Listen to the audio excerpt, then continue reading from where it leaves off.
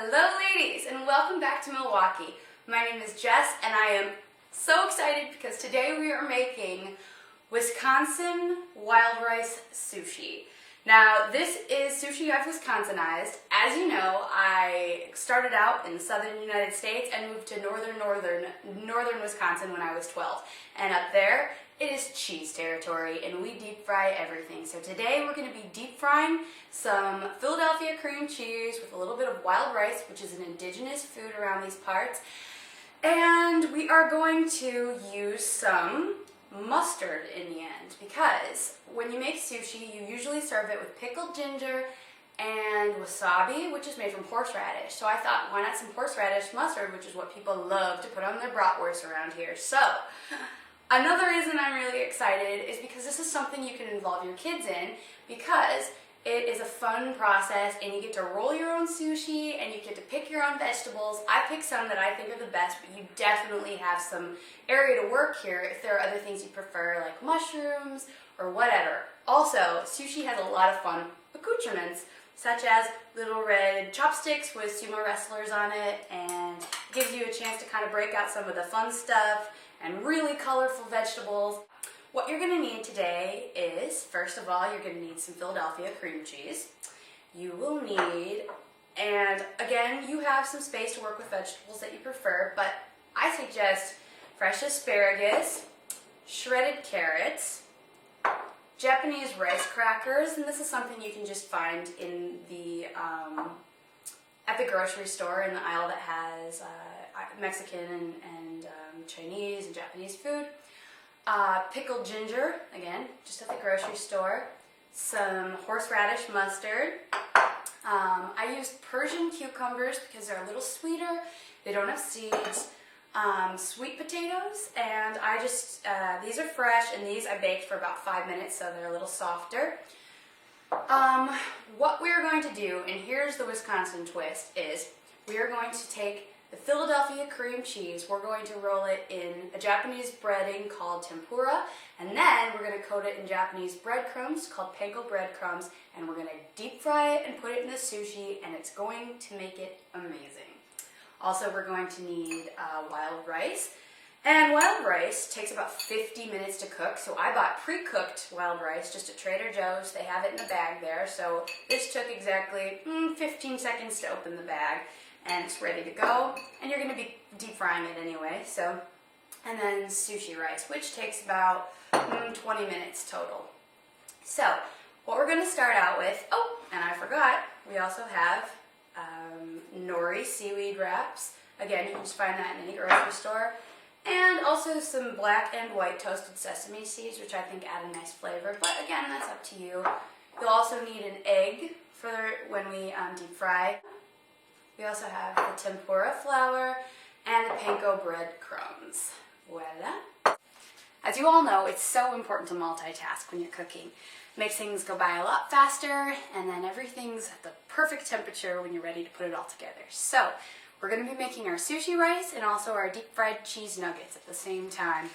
With the sushi rice, you're going to take 1 cup of rice and you're going to mix it with cold water, and you're just going to shake it up, and the water will get cloudy, and you're going to strain it.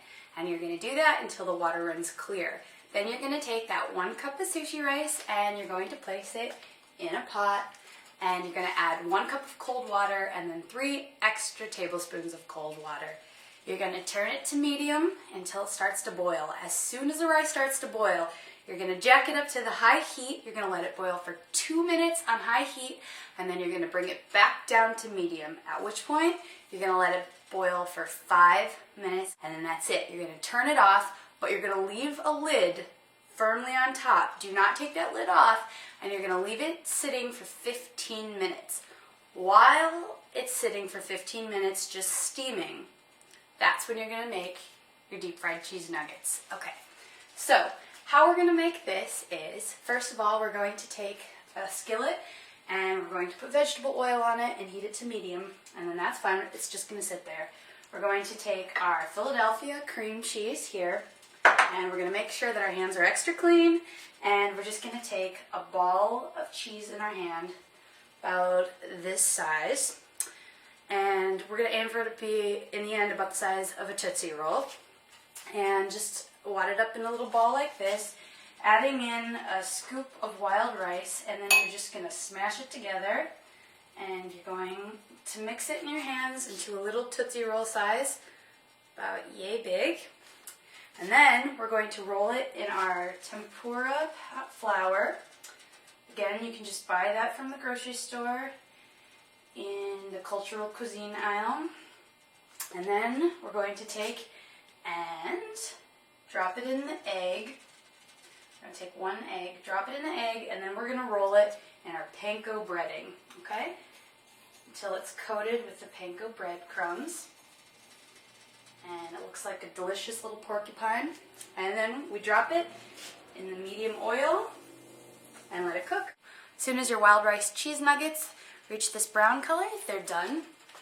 Okay, so we have our freshly cooked sushi rice right here, and then we have our Philadelphia cream cheese and wild rice deep fried nuggets right there. What you're going to need is a sushi rolling sheet, and you can just get this from the local supermarket. And we're going to take one of our nori or seaweed wrappers, and there's a smooth side and a jagged side. We're just going to leave the jagged side up, and we're going to put it right there. And we're going to take a scoop of the sushi rice and place it on here, and we're just going to spread it out, leaving 1 inch of exposed seaweed along the top here, okay? And we're just going to spread that all the way to the edge. Okay, once you've spread all the rice out on your sushi roll, here we're going to be leaving 1 inch on the top with no rice on it at all, and the wetness is going to start making that seaweed sort of grab onto the rice, just the dampness of the rice itself. And then, about 1 inch down, we're going to lay the things we want inside the sushi roll. So, I think it'll be good with a little fresh carrot. Okay, just a little bit, because we're going to be putting a lot in here. I like a lot of different flavors up in my sushi, so. Now add your favorite fresh vegetables to your sushi. And then we're going to take our deep fried Philadelphia cream cheese with wild rice, and we're just going to lie them end to end, the length of the sushi, and they're going to get smushed when you roll it up. It's going to be so awesome because the cream cheese is going to squirt out, and it's going to commingle with the crispiness of the panko and the tempura and the wild rice, and all the flavors are just going to have a little party in there, and it's going to be delicious.